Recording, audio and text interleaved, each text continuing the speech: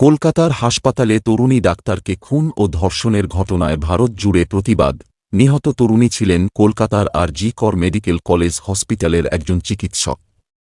কলকাতার কাছে শহরতলি সোদপুর এলাকার একটি অতি সাধারণ নিম্ন মধ্যবিত্ত পরিবারের মেয়ে ছিলেন তিনি।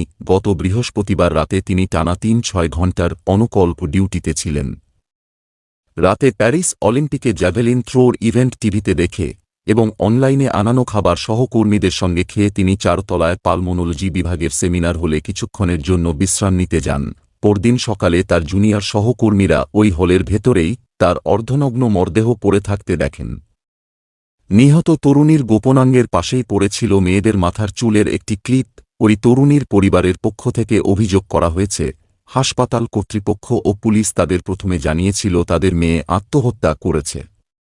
পরে অবশ্য তীব্র জনরোষ ও ক্ষোভের মুখে পুলিশ এই ঘটনায় খুন ও ধর্ষণের মামলা দায়ের করেছে। এমনকি আর.জি. কর মেডিকেল কলেজের প্রিন্সিপাল সন্দীপ ঘোষের বিরুদ্ধেও অভিযোগ উঠেছে। তিনিও বিষয়টি আত্মহত্যা বলে ধামাচাপা দিতে চেয়েছিলেন এবং বলেছিলেন, রাতের বেলায় একা একা সেমিনার হলে গিয়ে মেয়েটি দায়িত্ব জ্ঞানহীন কাজ করেছে। কাজ প্রায় স্তব্ধ হাসপাতালের ইমার্জেন্সি বিভাগেও। পরে আন্দোলনরত মেডিকেল ছাত্রছাত্রী ও ডাক্তারদের চাপের মুখে অভিযুক্ত ওই প্রিন্সিপাল সোমবার সকালে নিজের পদ ও সরকারি চাকরি থেকে ইস্তফা দিয়েছেন। কিন্তু এই ঘটনায় দোষীদের শাস্তির দাবিতে কলকাতাসহ দেশজুড়ে প্রতিবাদ অব্যাহত আছে। হাসপাতালের সেমিনার হল থেকে ওই তরুণীর দেহ উদ্ধারের ২৪ ঘণ্টার মধ্যেই পুলিশ মূল অভিযুক্ত সন্দেহে সঞ্জয় রায় নামে এক ব্যক্তিকে আটক করেছে, যিনি কলকাতা শহরের পুলিশ বাহিনীতে সিভিক ভলান্টিয়ার বা সহযোগী কর্মী হিসেবে নিযুক্ত ছিলেন। সিভিক ভলান্টিয়ার হল এমন একটি পদ যা পশ্চিমবঙ্গে মমতা ব্যানার্জির নেতৃত্বে রাজ্য সরকার চালু করেছে। এই পদধারীরা সরাসরি পুলিশ বা ট্রাফিক পুলিশের সদস্য না হলেও আইন শৃঙ্খলা রক্ষার কাজে তাদের সাহায্য করে থাকেন। রাজ্য সরকারের কাছ থেকে মাসোহারাও পান। পুলিশ জানিয়েছে, আর.জি. কর মেডিকেল কলেজে সেদিন রাতের সিসিটিভি ফুটেজ দেখেই অভিযুক্ত সঞ্জয় রায়কে চিহ্নিত করা হয়েছে।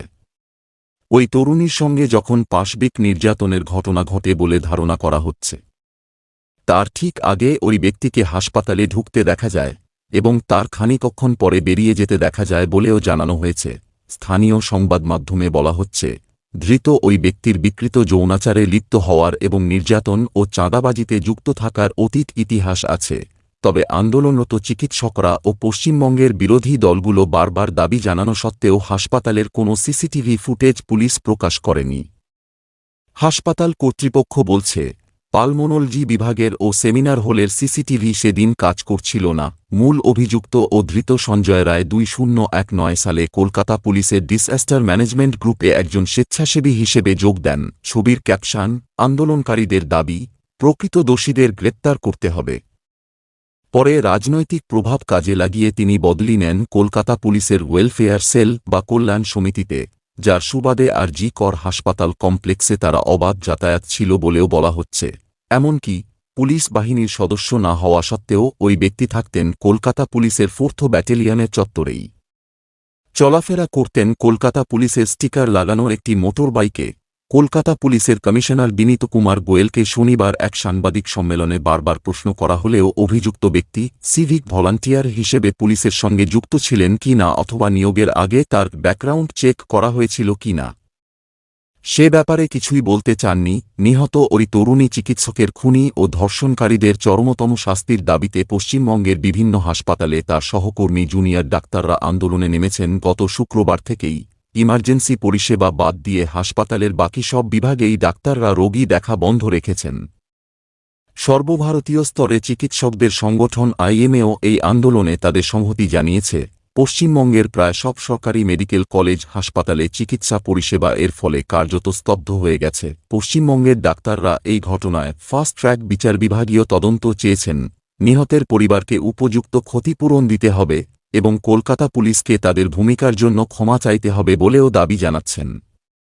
আন্দোলনরত ডাক্তারদের তরফে একজন বিবিসি বাংলাকে সোমবার বিকেলে বলেন, আমরা ঘটনার যে বিবরণ পেয়েছি তাতে এটা পরিষ্কার যে খুন ও ধর্ষণে একাধিক ব্যক্তি জড়িত ছিল।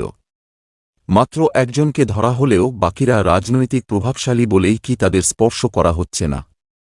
ছবির ক্যাপশন, পশ্চিমবঙ্গ জুড়ে কর্মবিরতি পালন করছেন সরকারি ডাক্তাররা, তারা আরও জানাচ্ছেন নিহত ওই তরুণীর পোস্টমর্টেম ও অটোপসি রিপোর্টের কপি তাদের হাতে এসেছে, যা থেকে দেখা যাচ্ছে তার স্টার্নাম, কলারবোন ও পেলভিক জয়েন্ট ভেঙে গিয়েছিল।